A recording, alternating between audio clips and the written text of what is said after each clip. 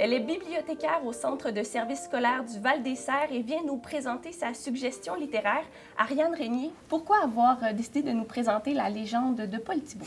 Oui, La légende de Paul Thibault, donc un livre qui a été publié chez les éditions 400 coups, un livre d'Annie Bacon, qui est une autrice que j'aime particulièrement pour ses romans pré-ado et ado, donc troisième cycle, premier cycle du secondaire, avec chroniques post-apocalyptiques, donc d'une enfance sage, etc. Il y en a 3 qui sont sortis à date, qui sont vraiment des livres extraordinaires du côté fantastique. Donc, j'étais extrêmement curieuse de voir un album de cette autrice. C'est très bien réussi. C'est illustré par Sans Cravate, justement, qui est un illustrateur de la région.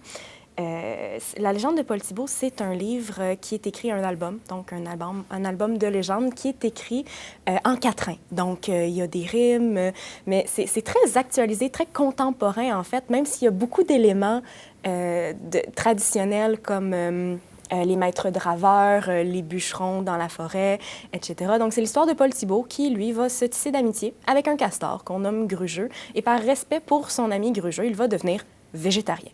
Donc, il va se mettre à manger des tacos aux champignons, chose qu'on n'aurait pas trouvée à l'époque où se passaient habituellement ces légendes-là de maîtres draveurs et de bûcherons. Donc, plein de petites anecdotes vraiment adorables, très poétiques.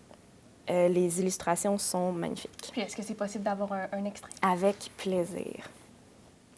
Le combat est épique et dure tout le jour, toute la nuit, puis le soleil fait encore 3 tours. Au 4e matin, on commence même à croire que jamais l'un ou l'autre n'obtiendra la victoire.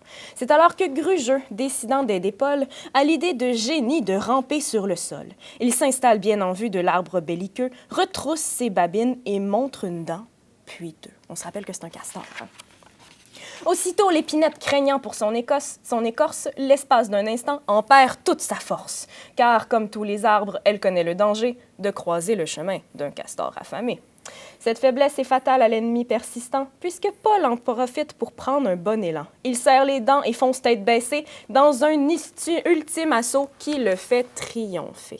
Donc, Ariane Régnier, merci beaucoup de nous avoir présenté votre suggestion, La légende de Paul Thibault aux éditions 400 coups d'Annie Bacon. Merci beaucoup. Merci, Livia.